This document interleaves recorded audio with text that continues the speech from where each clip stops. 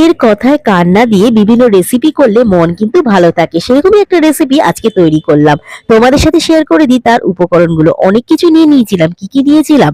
পেঁয়াজ কুচি, লঙ্কা কুচি, তার সাথে টমেটো, রসুন, ডেকোরেশনের জন্য ধনেপাতা আর আদা কুচি। প্রথমে একটা বাটি নিয়ে নিয়েছিলাম, তার মধ্যে মাছগুলো দিয়ে দিয়েছিলাম, নুন হলুদ দিয়ে ভালো করে 1 আওয়ার মতো ম্যারিনেট করে সর্ষের তেল স্প্রেড করে দিয়েছিলাম। শুকনো লঙ্কার গুঁড়ো স্প্রেড করার পরে এর মধ্যে জিরে পাউডার স্প্রেড করে দিয়েছিলাম, আর তার সাথে আদা বাটা, রসুন বাটা, কাঁচা লঙ্কা বাটা, পেঁয়াজ বাটা দিয়ে দিয়েছিলাম। ছোট ছোট করে আলু কেটে পুরোটা 1 আওয়ার ম্যারিনেট করে ভালো করে রেখেছিলাম।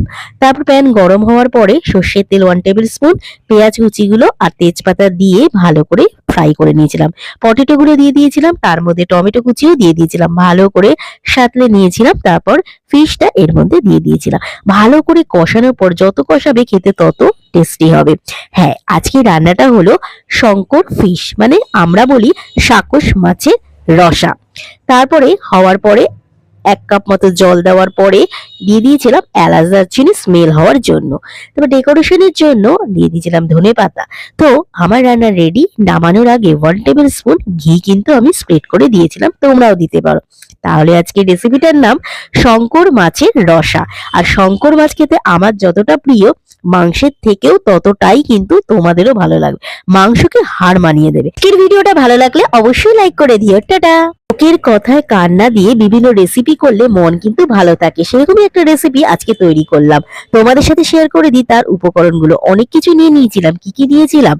পেঁয়াজ কুচি, লঙ্কা কুচি, তার সাথে টমেটো, রসুন, ডেকোরেশনের জন্য ধনেপাতা আর আদা কুচি। প্রথমে একটা বাটি নিয়ে নিয়েছিলাম, তার মধ্যে মাছগুলো দিয়ে দিয়েছিলাম, নুন হলুদ দিয়ে ভালো করে 1 আওয়ার মতো ম্যারিনেট করে সর্ষের তেল স্প্রেড করে দিয়েছিলাম। শুকনো লঙ্কার গুঁড়ো স্প্রেড করার পরে এর মধ্যে জিরে পাউডার স্প্রেড করে দিয়েছিলাম, আর তার সাথে আদা বাটা, রসুন বাটা, কাঁচা লঙ্কা বাটা, পেঁয়াজ বাটা দিয়ে দিয়েছিলাম। ছোট ছোট করে আলু কেটে পুরোটা 1 আওয়ার ম্যারিনেট করে ভালো করে রেখেছিলাম।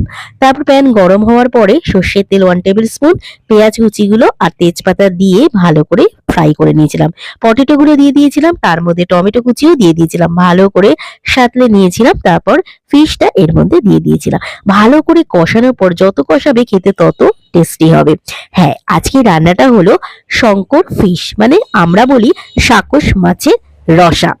তারপরে হওয়ার পরে 1 কাপ মতো জল দেওয়ার পরে দিয়ে দিয়েছিলাম এলাচ দারচিনি স্মেল হওয়ার জন্য। তারপর ডেকোরেশনের জন্য দিয়ে দিয়েছিলাম ধনেপাতা। তো আমার রান্না রেডি। নামানোর আগে 1 টেবিল স্পুন ঘি কিন্তু আমি স্প্রেড করে দিয়েছিলাম, তোমরাও দিতে পারো। তাহলে আজকে রেসিপিটার নাম শঙ্কর মাছের রসা। আর